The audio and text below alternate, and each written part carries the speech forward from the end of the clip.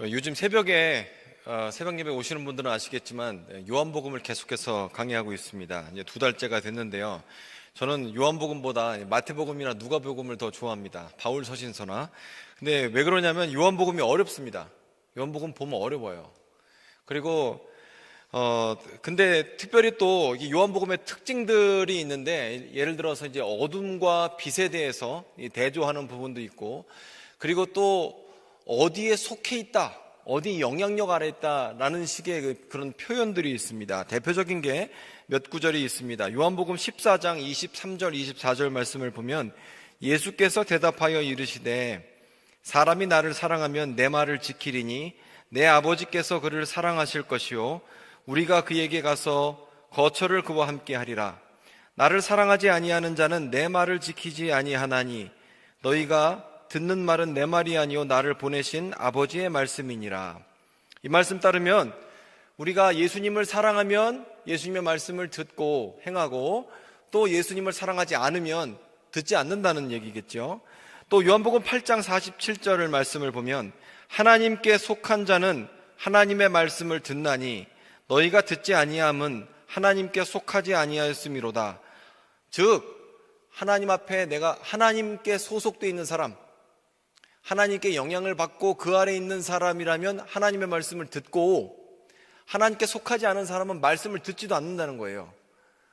이 얘기를 하고 있죠. 또 요한복음 15장 4절부터 5절 말씀을 보면 내 안에 거하라 나도 너희 안에 거하리라. 가지가 포도나무에 붙어있지 아니하면 스스로 열매를 맺을 수 없음 같이 너희도 내 안에 있지 아니하면 그러하리라. 나는 포도나무여 너희는 가지라. 그가 내 안에 내가 그 안에 거하면 사람이 열매를 많이 맺나니 나를 떠나서는 너희가 아무것도 할 수 없음이라. 아멘. 즉 주님께서 이 요한복음을 통해서 우리에게 가르쳐 주신 건 뭐냐면, 우리가 주님께 속해 있고 우리가 하나님을 사랑한다면 하나님의 음성이 들린다는 거예요. 즉 소통을 한다는 겁니다. 교제를 한다는 것이에요. 그리고 안 듣고 있다면 하나님에게 속한 사람이 아니라는 거예요. 명확하죠? 하나님의 음성이 들리면 우리는 하나님께 속한 존재고, 하나님의 음성이 안 들리면 고민할 것도 없어요. 하나님의 백성이 아닌 거예요. 구원받은 사람이 아니라는 겁니다. 그래서 내가 만약에 하나님의 음성을 듣고 있는가, 그게 여러분 삶에서도 기준이 되는 거예요. 내가 음성이 들리고 있고 듣고 있으면 난 하나님께 속한 자, 들리지도 않는다 그러면 하나님께 안 속한 자입니다. 애매모호하지 않아요. 헷갈리지 않아요. 여러분이 하나님의 음성이 들리고 있다, 그럼 나 하나님께 속한 자예요. 구원받은 하나님의 백성입니다. 그리고 만약에 그런 것 같기도 하고 아닌 것 같기도 하고 헷갈리십니까? 헷갈릴 필요가 없어요. 하나님께 속한 사람이 아니거든요. 이건 뭐 고민할 거리도 없고 헷갈릴 것도 없어요. 왜냐하면 믿음이 없으면 하나님 말씀 앞에 설 수가 없고 말씀이 들리지도 않아요. 아무런 감동도 없어요. 회개도 없어요. 안 된다는 거죠. 단순히 내가 영적으로 좀 둔한 것 같아요, 초신자라서 그래요. 아니에요. 그것과 관계없습니다. 하나님의 음성이 들리는 거는 신앙생활이 오래 했느냐 조금 했느냐 문제가 아닙니다. 애매모호하거나 희미하지도 않고 굉장히 분명해요.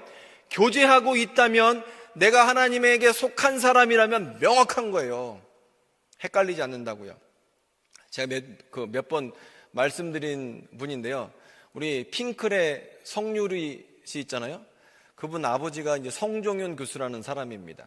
근데 이분이 그 목사가 되고 또 교수가 되고 또 독일 가서 박사를 따왔는데, 근데 이 독일에서 신학을 해서 그런지 성령께서 역사하시는 것을 2000년 전에는 있었지만 지금은 일어나지 않는다, 이렇게 이제 배운 거죠.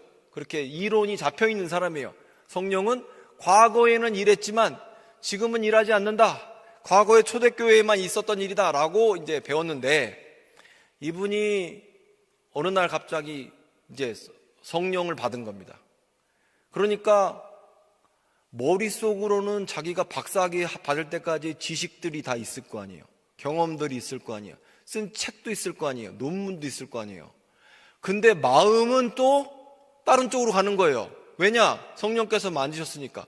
그래서 이것 때문에 좌충우돌했어요. 저도 이제 선배님한테 들은 얘기인데 우리 때는 아니었거든요.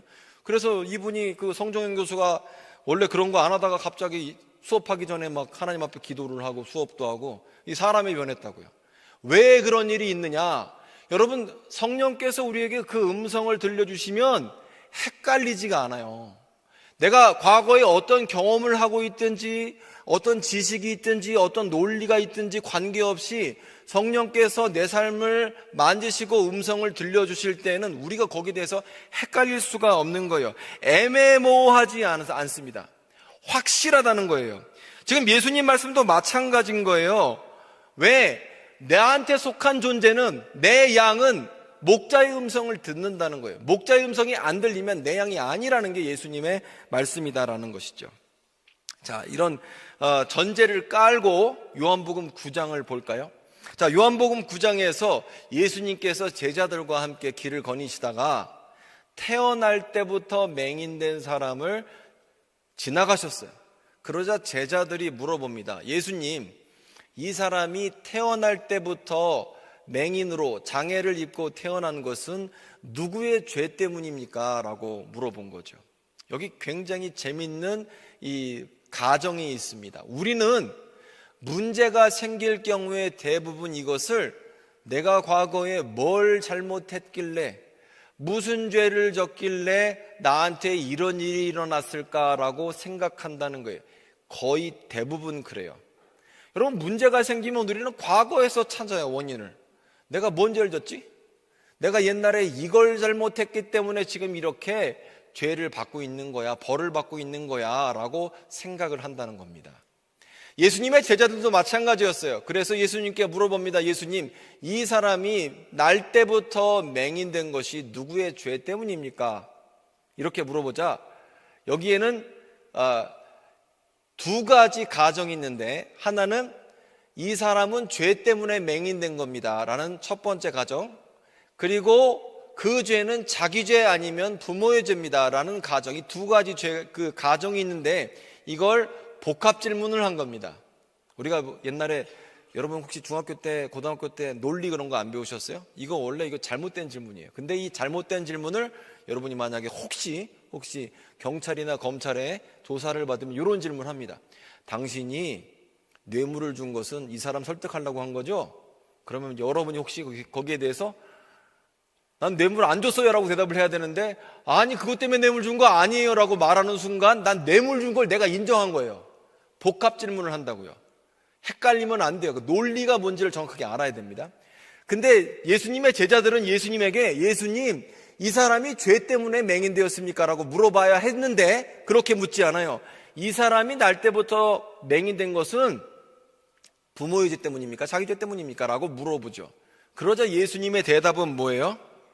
예수님이 뭐라고 말씀하세요? 여기서 9장에서 3절, 예수께서 대답하시되 이 사람이나 부모의 죄로 인한 것이 아니다. 즉 첫 번째 가정을 예수님이 부정하셨어요. 죄 때문에 그런 거 아니야.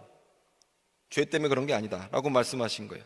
여러분, 우리는 사실 원인을 찾을 때 항상 죄 때문에 그랬다, 과거의 어떤 결정 때문에 그랬다, 환경 때문에 그랬다, 아니면 내가 이런 집에서 태어났기 때문에, 여러 가지 과거에 있었던 여러 가지 일들 때문에 지금 내가 이렇게 있다라고 생각하는 경우가 많아요.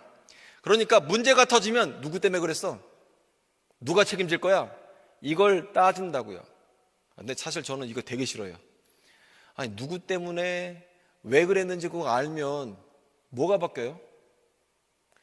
문제 해결이 중요하지. 지금 이 문제가 터졌으면 누구 때문인지 그 원인 알면 문제 바뀝니까? 문제 해결 안 돼요. 싸움만 나지. 그래서 문제 터지면 해결책을 찾아야 돼요. 책임 소재 안 중요한 것이죠. 자, 그런데 사람들이 어떻게 얘기하냐? 내 죄 때문입니까? 부모의 죄 때문입니까? 라고 얘기하자 예수님은 여기에 대해서 저 사람의 지금 이런 일을 겪고 있는 것은 누구의 죄 때문이 아니다. 하나님이 이 사람을 통해서 앞으로 하실 일을 위해 이 사람이 겪고 있는 것이다 라고 말씀하셨어요. 즉, 원인을 과거에서 찾아온 게 아니라 목적과 미래에서 지금 일을 예수님은 해석하고 계시는 거예요. 눈먼 상태가 과거의 잘못 때문에 불행한 것이 아니라, 벌이 아니라 하나님의 영광을 위해서 지금 상태를 해석하고 계시는 것이다 라는 겁니다. 여러분, 근데 이 원리가 동일하게 적용된다는 것이죠. 저와 여러분이 살면서 여러 가지 일들이 있다고요. 남에게 말 못할 여러 가지 일들이 있다고요. 그리고 항상 나는 고통스러운데 다른 사람은 괜찮은 것처럼 해서 생각이 돼요. 미국 영어 속담에 제가 좋아하는 것 중에 옆집 잔디가 파랗다는 말이 있거든요. 우리 집 잔디는 항상 누런데 옆집 잔디는 파래요. 그리고 남의 떡이 커 보이고, 똑같은 말이겠죠. 나는 고민이 많고 힘든데 옆집은 괜찮고 다른 사람은 아무 문제가 없는 것처럼 보이는데 그렇지 않아요. 우리가 모두가 다 문제가 있는데 이 문제를 어떻게 해석하느냐? 세상 사람들의 눈으로 보면 이것은 과거의 잘못 때문에 내가 지금 불행을 겪고 있는 거예요. 그런데 예수님의 관점으로 보면 하나님의 영광을 위해 하나님께서 하실 일을 위해서 지금 이것은 무대가 짜여지고 있는 것이죠. 그래서 예수님은 이걸 죄 때문으로 해석하시질 않아요. 하나님이 일하실 것을 예고하셨다라는 겁니다. 여러분, 마찬가지로 여러분 삶을 어떻게 해석하고 계십니까? 요즘 힘든 게 트럼프 때문입니까? 요즘 보니까 저 주식 투자한 분은 많은데 투자 잔뜩 해놨더니 트럼프가 전쟁을 일으켜갖고 그냥 주식이 폭락했다는 이런 소문을 제가 막 들었는데, 트럼프 때문입니까? 환율 때문입니까? 아니면 과거의 어떤 결정 때문입니까? 지은 죄가 많아서 지금 이 일을 겪고 있습니까? 여러분, 우리의 삶이 어떻게 보면요, 세상 눈으로 보면 우연인 것처럼 보여요. 내가 한 결정 때문인 것처럼 보입니다. 재수가 없어서 그런 것 같아요. 환경 탓인 것 같아요.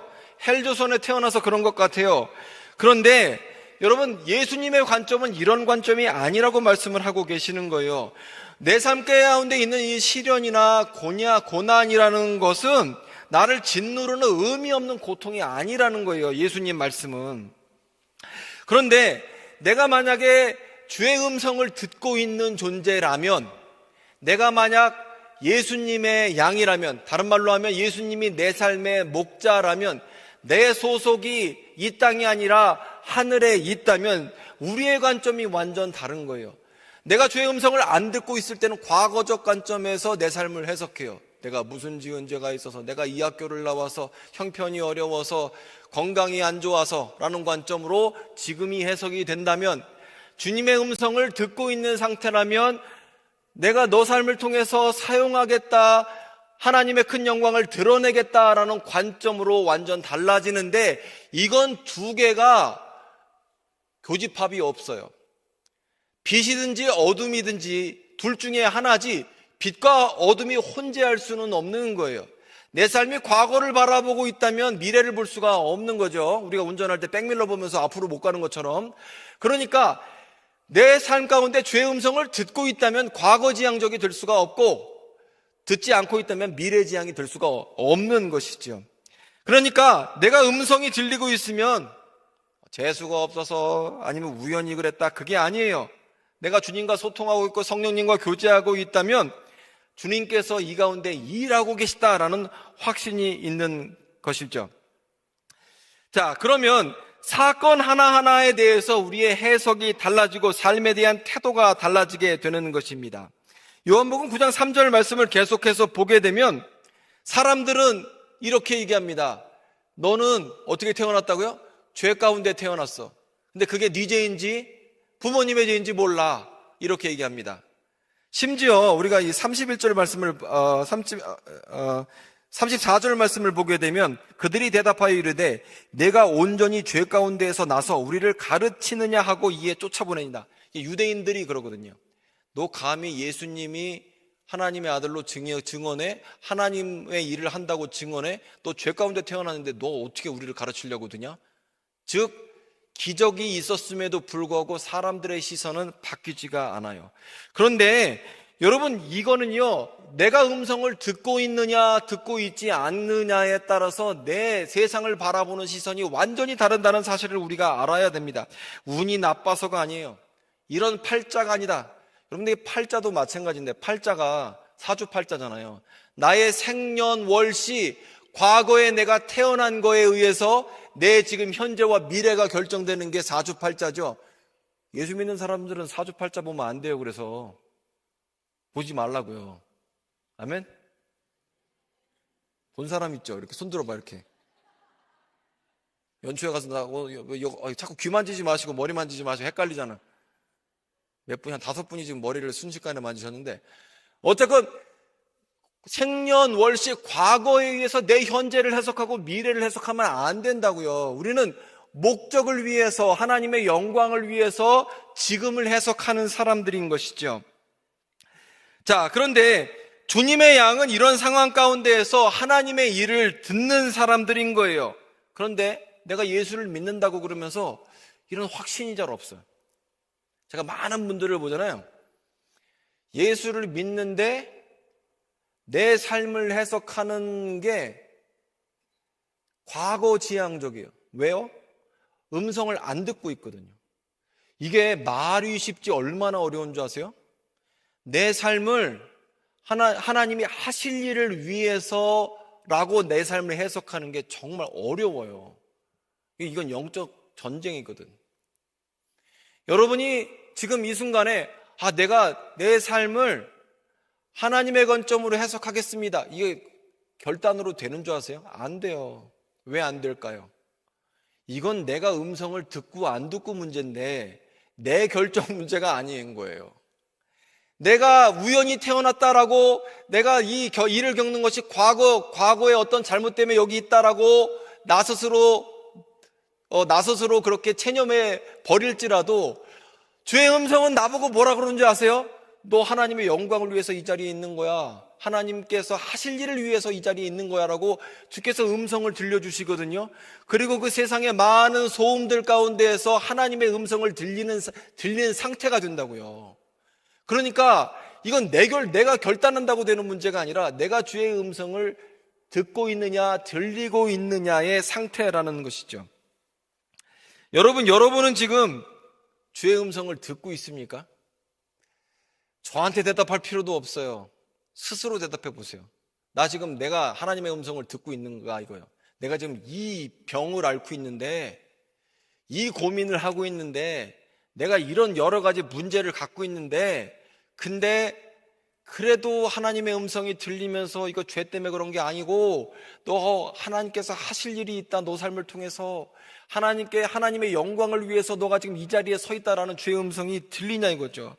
이게 듣고 있는 상태면 영광이 보이고 안 듣고 있는 상태면 헬조선에 있고 업보 때문이고 과거 때문이고 내가 무슨 죄를 졌냐 과거에서 자꾸 원인을 찾게 된다고요. 그런데 내가 주의 음성을 듣고 있으면 목적지향적이 되는 것이죠. 그런데 여러분, 오늘 본문을 보면 이 맹인이 있습니다. 이 맹인 어떤지 아세요? 이 맹인은 태어날 때부터 맹인으로 태어나서 얼마나 많은 사람들이 이 맹인에게 물어봤겠어요. 너 니네 부모가 무슨 죄를 졌길래 너는 맹인으로 태어나냐? 스스로도 그랬을 거 아니에요. 나는 무슨 죄를 져서 맹인으로 태어났을까? 그런데 이 맹인 어떤지 아세요? 그 많은 소음들, 심지어 예수님의 제자들도 맹인에게 하는 말이, 너는 태어날 때 네 죄 때문에 맹인으로 태어났니? 부모의 죄 때문에 맹인으로 태어났니? 라고 얘기했어요, 제자들도. 그런데 예수님이 뭐라고 말씀하세요? 하나님께서 앞으로 하실 일을 위해서 지금 이 자리에 있다. 그리고 진흙을 이겨서 눈에 바르시고 실로암에 가서 씻으라는 거예요. 이게 얼마나 어려운 줄 아세요, 여러분? 사람은요, 희망이 없으면 한 발짝도 못 움직입니다. 저와 여러분, 혹시 여러분들 옛날에 우울증이나 아니면 깊은 절망 가운데 빠져본 적 있으시죠? 한 번쯤은 있을 거 아니에요. 사람이 절망하거나 우울증 걸리면요, 침대에서 일어날 힘도 없어요. 사람은 희망이 없으면 발 한 발자국도 못 움직여요. 인간이란 존재가 그래요. 밥 먹고 사는 게 아니에요. 사람은 희망을 먹고 살거든요. 근데 이 맹인이 어떻게 하냐면, 예수님께서 실로암으로 가라고 하자 갔어요. 만약에 여러분 오늘 예배 시간 끝난 다음에 안대를 여러분에게 묶어서 교문사거리까지 가라고 가면 여러분 지팡이 하나 주고 가라 그러면 갈 사람이 이 자리에서 몇 명이나 있어요? 아마 많지 않을걸요. 못 간다고요. 근데 이 맹인의 경우에는 예수님의 제자들과 과거에 많은 사람들이 얘기한 것을 다 소음으로 여기고 주님의 음성만 듣고 간 거예요. 여기서 맹인이 하나님께 속한 자, 예수님께 속한 자인 것을 알 수 있다라는 것이죠.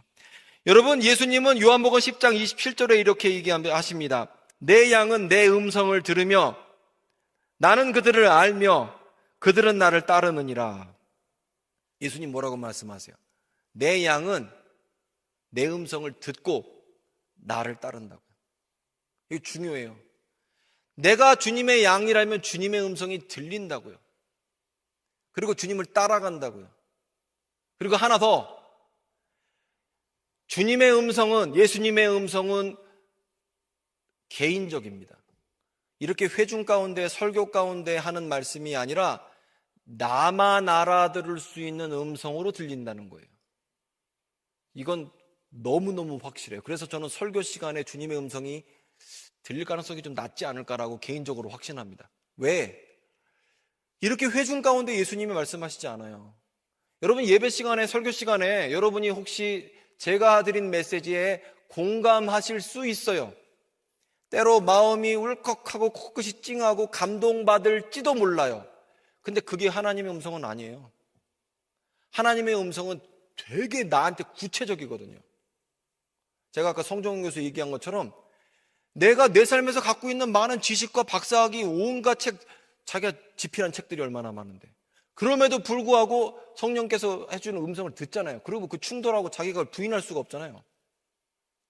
마찬가지로 하나님께서 우리에게 주시는 음성은 개인적이라는 거예요. 다른 사람들 말고 너, 이렇게 한마디로 나에게만 주시는 음성이 있는 것이죠. 다른 사람 말고 너라는 그 찌르는 주의 음성이 나에게 들려지고 있는가, 그 상태라는 거죠. 그런 의미에서 내일부터 특세가 있거든요, 여러분.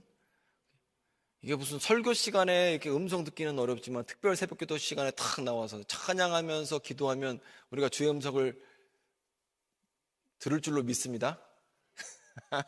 꼭 오십시오.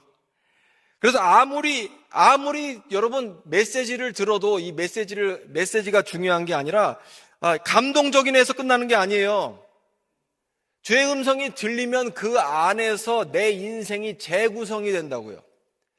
재해석이 된다고요. 내가 잘못해서 이 자리에 있는 게 아니라 하나님의 음성을 듣고 보니까 하나님께서 내 삶을 통해서 얼마나 놀랍게 일하실까.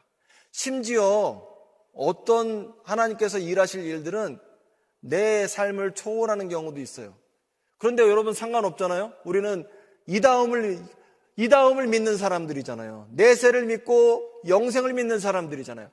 혹시 내가 기도하고 있는 것, 하나님께서 나를 사용하셔서 일할 일들이 내가 하나님 나라 간 다음에, 죽은 다음에 일어날지도 몰라요. 하지만 나를 하나님께서 사용하셔서 하나님의 영광을 위해서 지금도 일하고 계신다라는 거예요. 그래서 여러분, 하나님의 음성이 들리게 되면 이 음성은 개인적인 것입니다. 그래서 요한복음 8장 47절, 너희가 듣지 아니하면 하나님께 속하지 아니하였음이요 라고 얘기했잖아요. 이건 하나님께 우리가 속해 있으면 그 음성을 확실하게 듣고 주님을 사랑하고 그 음성 가운데에서 내 삶을 해석할 때 과거가 아닌 미래와 목적을 위해서 사용한다라는 거예요. 몇 가지 질문을 드리고 싶습니다. 여러분은 진짜 주님의 양이십니까? 주의 음성이 지금 들리고 있습니까? 근데 여러분, 음성이 안 들리는데 듣는 척하면 얼마나 힘든 줄 아세요? 여러분이 직분이 목사든 장로든 권사든 안수집사든 관계없이 주님의 음성은 지금 안 들리고 있는데 막 듣는 척하고 있어 지금. 얼마나 힘들어요. 인생의 짐도 힘든데 또 이 종교적으로 뭐 이런 가장도, 이 가면도 써야 되니 얼마나 힘듭니까? 여러분, 신앙생활은요, 이 종교생활하고 다릅니다. 신앙생활은 주님의 음성을 듣는 시간이에요. 내 삶이 더 이상 우연이 아니라는 거예요. 운명이 아니라는 거죠. 나는 어떤 존재냐? 하나님의 영광을 위해서, 주님이 내 삶에서 일하실 것을 바라보면서 사는 게 내 삶이다는 거예요. 더 이상 인과 응보든 부모의 죄든 내 죄 때문이 아니고 이것은 하나님의 영광을 위한 것이다라는 것이죠. 여러분, 여러분에게 하나님의 음성이 들려지기를 소망합니다.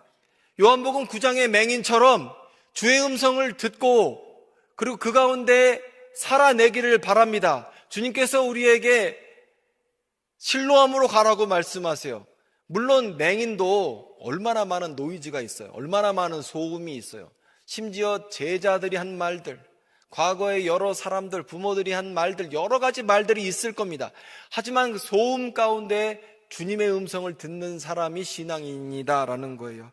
여러분, 저는 여러분께서 하나님의 음성을 날마다 들으시기를 바랍니다.